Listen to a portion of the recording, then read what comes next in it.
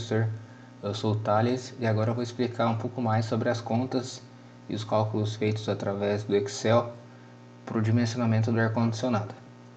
Bom, primeiramente a gente usou como base de cálculos a tabela da ABNT e agora eu vou dar sequência na explicação resumidamente da nossa planilha. Eu vou disponibilizar esse documento para o senhor, pois para salvá-lo em PDF eu precisaria editar muitas vezes o formato da planilha porque ela ficou muito extensa. Então eu vou mandar o link do Excel para o senhor. Bom, então como o José Irineu já tinha passado para a gente, né? A gente escolheu a cidade de Brasília e numa condição de verão, né? Então, primeiramente aqui eu vou passar rapidamente pelos dados que são considerados como base de referência para as nossas contas. Então aqui a gente tem condições de temperatura do ar externo para o verão, a mesma coisa para o inverno, a gente tem condições internas da casa no verão e no inverno, porém nesses cálculos a gente considerou os dados no verão, né, para poder dimensionar o ar-condicionado. Nessa área aqui da planilha a gente tem sobre a renovação e infiltração de ar, né, que ocorre pelas portas e janelas. A gente fez algumas considerações aqui de áreas de vãos, né, entre janelas e portas e áreas de total do piso da casa, né. Aqui a gente tem vazão do ar externo, vazão em massa, calor total externo, calor latente externo e calor sensível. Bom, dando continuidade aqui, a gente tem os coeficientes de transmissão de calor por superfícies opacas, né? E o que seria isso? Seriam paredes, pisos, lajes e o telhado, né? Então aqui a gente tem alguns elementos construtivos da casa, né? Basicamente são o filme de ar externo, né? Que fica na superfície da parede externa, a parede externa em si com a pintura, a parte dos tijolos, né? Dos blocos de concreto, do concreto em si, drywall nas paredes. Temos dados de vidros duplos também, vidros simples. No nosso caso a gente usou apenas o vidro simples e com cortina. Também o filme de ar interno à parede e mais a pintura interna da parede com reboque. Então, dando continuidade aqui, a gente tem mais coeficientes de transmissão, né, de calor através do piso, janelas, parede interna no caso, né, com mais elementos construtivos. E aqui alguns dados, né, sobre resistividade. Aqui a gente tem, nessa tabela, a gente tem a diferença de temperatura para a carga de refrigeração, aproximadamente às 16 horas da tarde. Então aqui a gente tem a localidade, não da casa, né, mas de onde ela tá geograficamente disposta no espaço, se a janela é virada para o norte ou para o noroeste. E aqui a gente tem alguns valores de referência para a cidade de Brasília. Dando sequência aqui a gente tem o fator de ganho de calor por insolação, também com as latitudes em diferentes regiões geográficas da casa, né? O fator de ganho e a sua unidade. Aqui também a gente tem mais uma tabela sobre a carga de insolação e todos esses dados aqui foram retirados com base nos cálculos da ABNT, né? Então a maioria daqui é todos dados tabelados já, né? Aqui agora a gente vai entrar um pouco mais em valores específicos do que foi considerado para a casa. Então, primeiramente, a gente calculou o calor interno referente às pessoas, né, que vivem nessa casa. Para essa casa a gente fez uma consideração de temos 4 pessoas morando e as 4 pessoas trabalham sentadas, né? Por quê? Porque o calor sensível por pessoa lá varia dependendo da atividade, né? Se a pessoa estiver sentada, se ela estiver se exercitando ou dançando e por aí vai. Então a gente escolheu que as pessoas estariam em home office, digamos assim, e a gente fez alguns cálculos aqui. Na parte de baixo aqui a gente tem a mesma carga térmica, só que agora em função da iluminação, né? Como o José Irineu já explicou, a gente utilizou 3 cômodos da casa, no caso a suíte e 2 dormitórios. Por que a gente fez isso? Porque antes de fazer essas contas pela ABNT, a gente fez o cálculo simplificado. E agora, para verificar os valores, a gente teve que considerar os 3 cômodos da casa. Então, para isso, em relação à iluminação, a gente considerou que o quarto 1 tem 2 lâmpadas, o quarto 2 também tem 2 e a suíte tem um total de 3 lâmpadas. E cada lâmpada tem em média de 9 watts. Então a gente pegou cada lâmpada aqui e multiplicou pela potência unitária, né? E aqui temos o fator de resfriamento.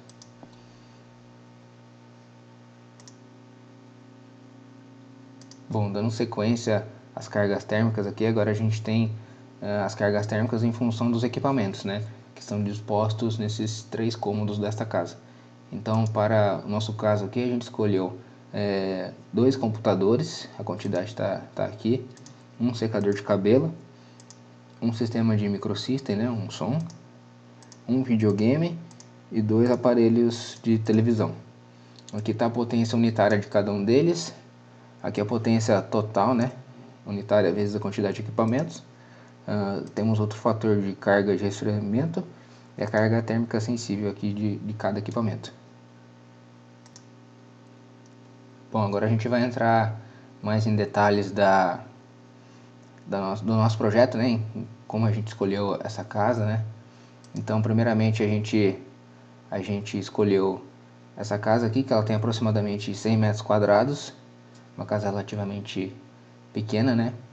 E para isso a gente considerou refrigerar esse dormitório 1, esse dormitório 2 e essa suíte. Aqui a gente tem a disposição geográfica, né, da casa, né? Então o norte está para cá e o sul para lá e consequentemente as outras orientações geográficas.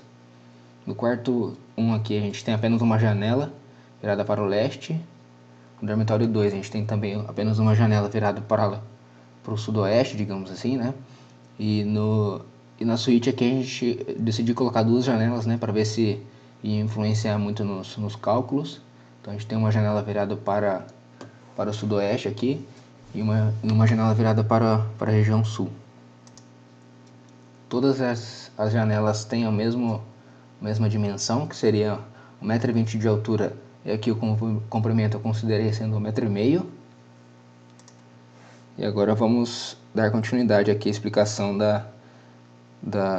das contas.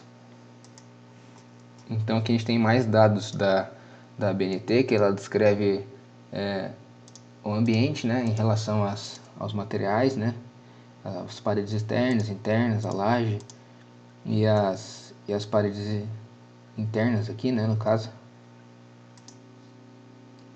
E aqui do lado a gente tem as características da parede, que é um filme externo de ar, mais uma parte de reboco, né, a parte do cimento em si, mais o reboco da outra face do tijolo.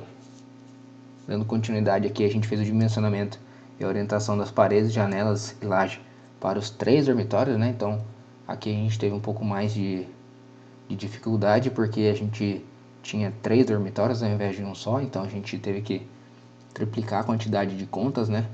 Mas basicamente aqui a gente pegou a orientação geográfica de cada parede e cada janela de cada quarto, com seu respectivo comprimento, largura, área total e temperaturas conforme a tabela 7. Deixa eu só aumentar um pouco aqui para ficar visível. E aí a gente considerou que o andar superior e inferior da casa são ambientes internos não condicionados, né? Para poder utilizar alguns dados como padrão.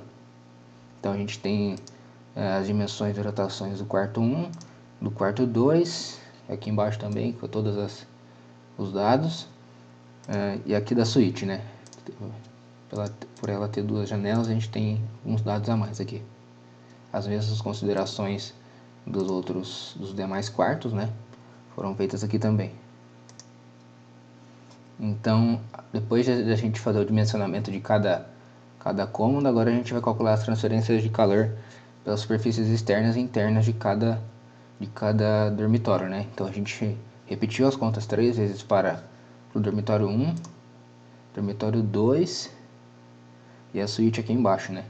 Então a gente pegou todas as considerações anteriores, né, de cada parede e seu dimensionamento geográfico e se o ambiente externo é condicionado ou não, para a gente conseguir pegar mais algumas constantes através da tabela da BNT. Então a gente calculou aqui para os 3 cômodos, né? E agora a gente calculou a transferência de calor por insolação para janelas com cortinas. Então, como são quartos, né, de dormitórios, a gente pensou em colocar cortina em todos os 3 quartos, né? Isso vai alterar um pouco o ganho de insolação, né, em cada cômodo. Então a gente fez também para uma janela de cada cômodo, mais a da suíte, que são 2 janelas. E aqui estão descritas algumas variáveis deste cálculo. Dando sequência aqui, a gente tem mais contas sobre carga térmica de infiltração e renovação, mais cargas térmicas das pessoas, né, de 4 pessoas, como eu havia dito anteriormente. A iluminação e os eletrodomésticos aqui também, calculando o calor sensível de cada aparelho, de cada lâmpada. Dando sequência aqui, a gente tem as cargas térmicas todas resumidas aqui, né, digamos assim, pela transmissão de superfícies opacas, transmissão de superfícies transparentes, né, que seria os vidros com vidro simples mais cortina, infiltração e renovação pelas frestas e portas, pelas pessoas que vivem na casa, pela iluminação e pelos equipamentos. Então a gente chegou numa potência total, né, do equipamento de aproximadamente 10.881 watts, e convertendo isso para BTU por hora, né? Então a gente conclui que a potência total do sistema deveria ser de aproximadamente 34.180 BTU por hora. Então, pelas nossas contas aqui e pelos valores disponíveis, né, de sistemas de ar-condicionado disponíveis em mercados, no comércio, né, a gente concluiu que seria necessário 3 sistemas de ar-condicionado com aproximadamente 12.000 BTU cada um, né. Claro que isso pode variar um pouco dependendo da localidade do quarto, né. Por exemplo, deixa eu só achar aqui a planta. Então, por exemplo, a gente poderia ter 2 quartos com 12.000 e um quarto de 10.000 BTU, né, por hora. Então a gente conclui, depois de todos esses cálculos, que os valores que a gente obteve aqui ficaram bem coerentes, né?